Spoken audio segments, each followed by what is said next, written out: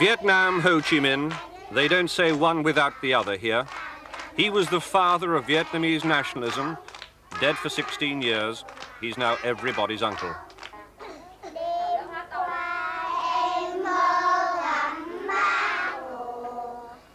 They sing "Last Night I Dreamt of Uncle Ho" and touched his hair and long white beard. The song's become a children's anthem. And Ho's mausoleum, like his image, dominates Hanoi, a vast square marble and granite block where thousands are bussed in daily for their pilgrimage to Vietnam's own Marxist Mecca to see their prophet embalmed in his glass tomb. So rigid is their Marxist-Leninism, we didn't think this regime would allow worship of another kind.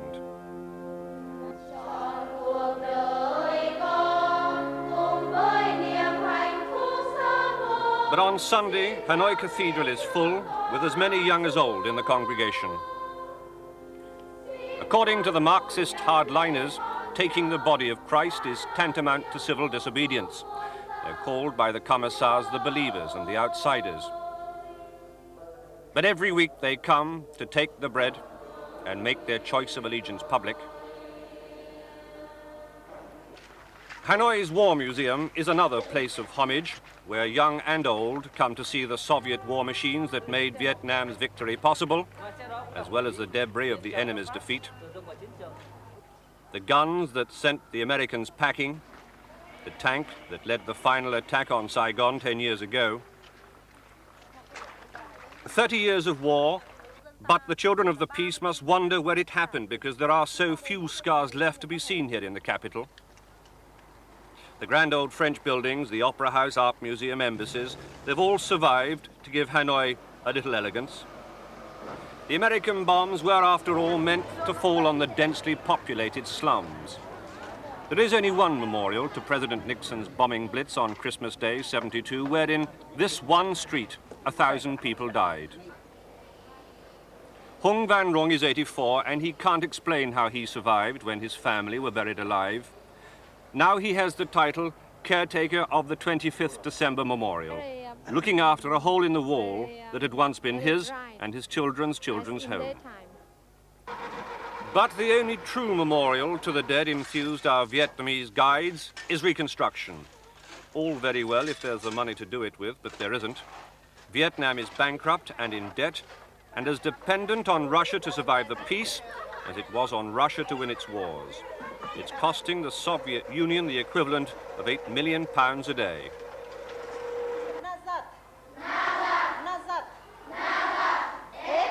Russia is Vietnam's only benefactor, therefore Russian is Vietnam's second language.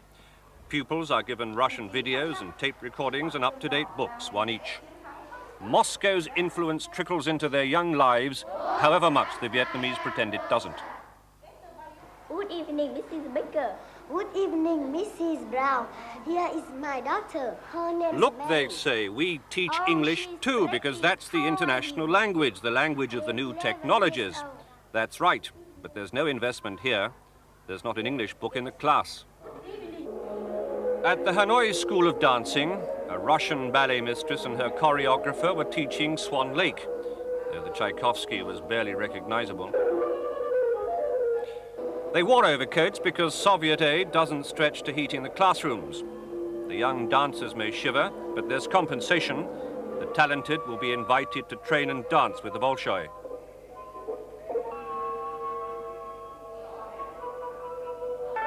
Soviet grants are now being given to maintain traditional Vietnamese dance groups and pay for them to tour Eastern Bloc countries. Russian aid is not simply about tanks and tractors. But Vietnam has now found independence where it had given up hope of ever achieving it, on the land.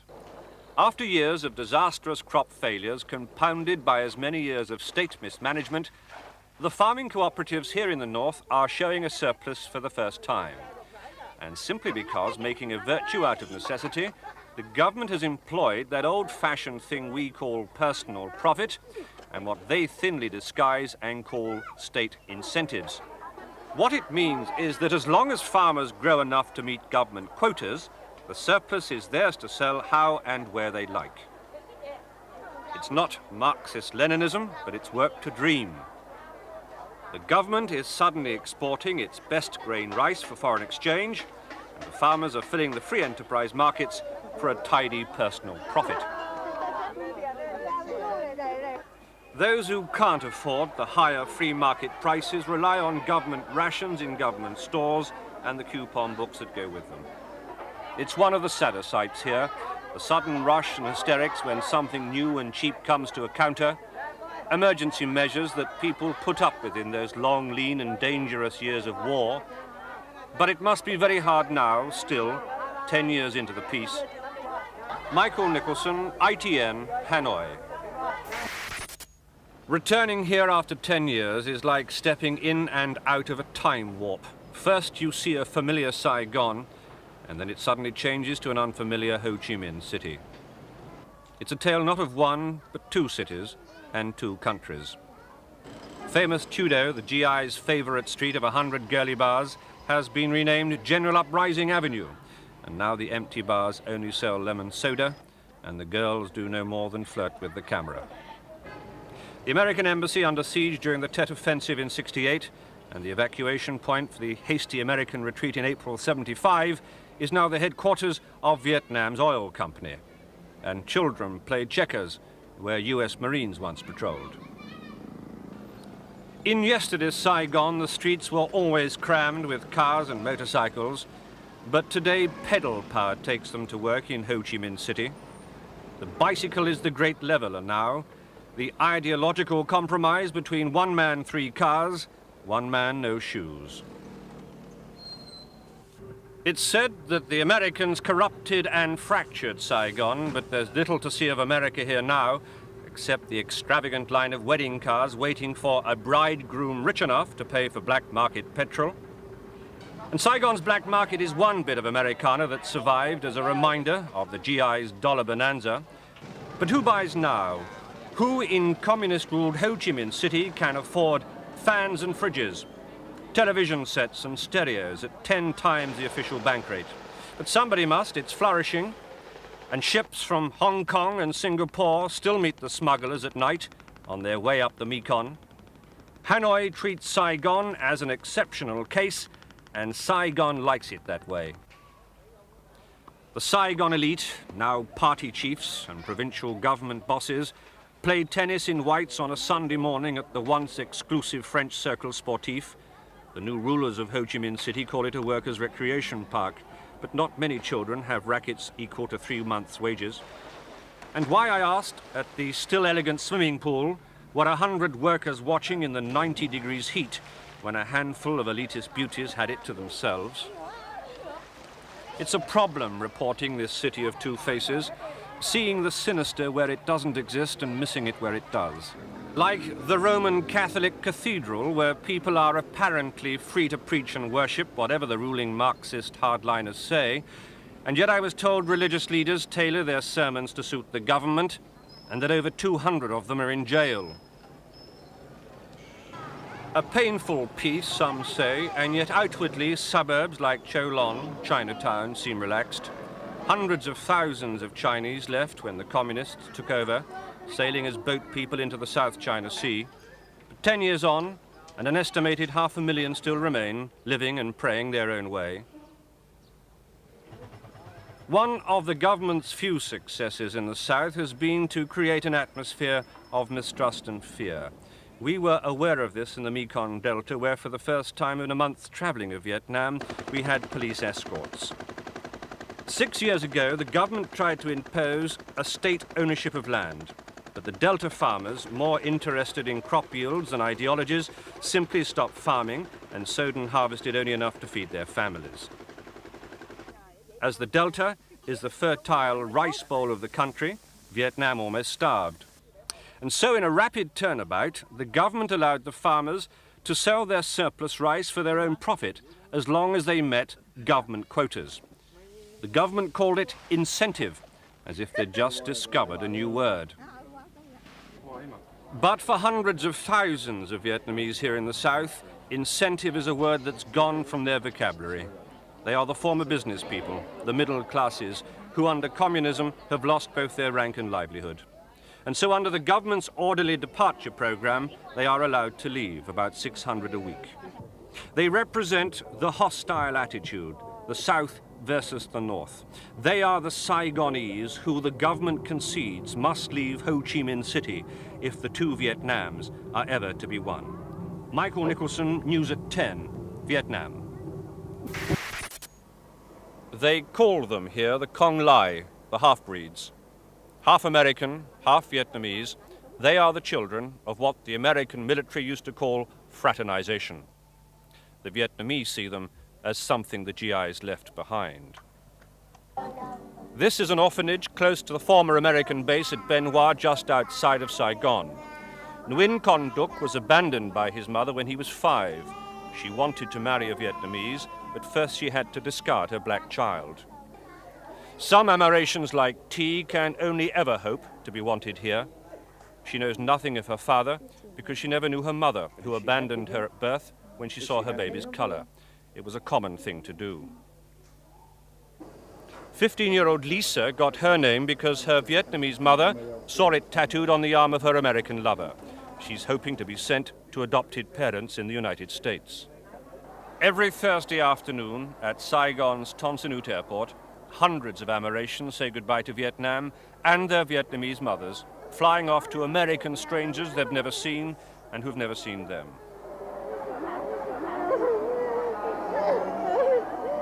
They are the casualties of a war that's been over for 10 years now, but it's taken that long for the American and Vietnamese governments to settle their mutual recriminations and sort out each other's immigration laws. Both governments have now agreed that the number to leave is around 4,000, but it could be 5 times that if families want to go too, because some mothers, desperate to get away from the communism they hate, are using their Amerasian children as a ticket out. 3. Do you know where her father is?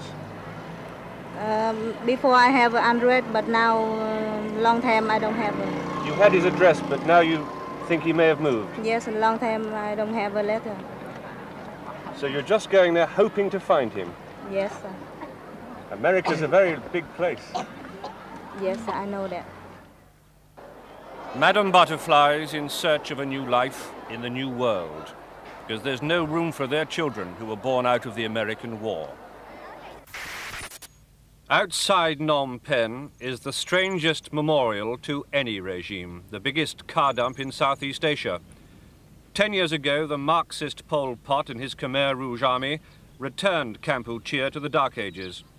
His new calendar began at year 0, and one of his first edicts was to ban motorcars.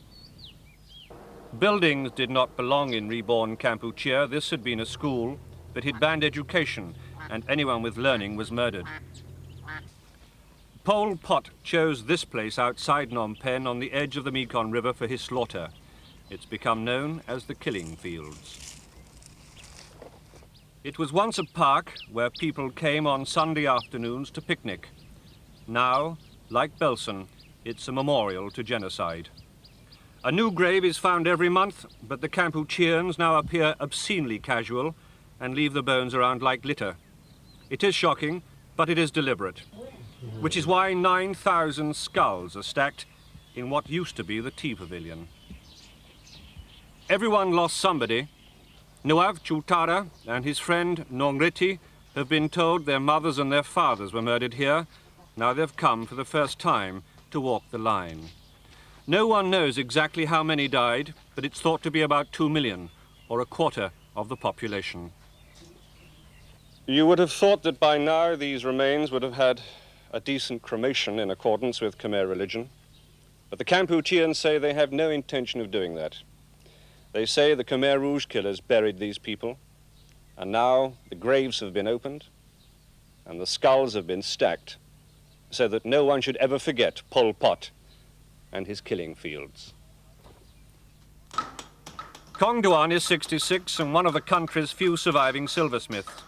The Khmer Rouge, he said, looked at people's hands, and if they were smooth, they were mutilated. There are less than a dozen like Duan left in the country, and he says he's busily teaching apprentices before he's too old to teach. Kampuchea is almost bankrupt of talent. There were over 400 doctors, now there are less than 50.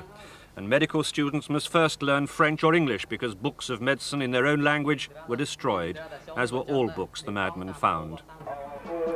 But a country wedding is proof that this lovely country is finding its way back, because Pol Pot abolished marriage in his year zero. There were no husbands, no fathers, no wives, no mothers. Women bore the children of strangers on the orders of Anka, the organization. But nowadays, those who can afford to kill their pigs and spend their savings celebrating the old way. And for the old reasons. Kampuchea is booming with babies.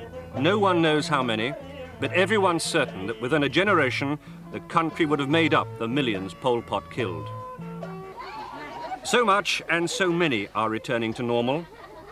The piggy banks say so. Because money too was banned, but now it's back and the markets are filling up with people spending it. Little by little, the old life is trickling again into Phnom Penh. The Buddhist temples, defaced and part destroyed, are being repaired and repainted. And the monks who had their saffron robes torn off them and sent naked into the fields to work have assumed their sacred role again. But it's in the countryside where the struggle is the hardest. Kampuchea is relying on a handful of Western charities like Oxfam to survive. The farmers have lost 2 seasons of rice through flood, and they are now selling next season's seed to live. Because Vietnam invaded this country to rid it of Pol Pot, the West, including Britain, has cut off both trade and aid. The Vietnamese army is training the Kampucheans to protect themselves. But if the Vietnamese left, the guerrilla armies, with Pol Pot still the most powerful and still as murderous, would take the country back again.